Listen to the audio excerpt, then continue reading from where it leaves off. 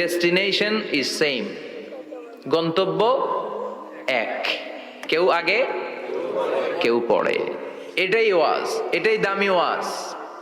এটা মনে রাখলেই মানুষ আর চুরি করতে পারে না, মিথ্যা বলতে পারে না, ইফটিজিং করতে পারে না, পরকিয়া করতে পারে না, মতের বিরুদ্ধে গেলে তারে রামদা দিয়ে কোপাইতে পারে না। চিল্লা এখন ঠিক কিনা?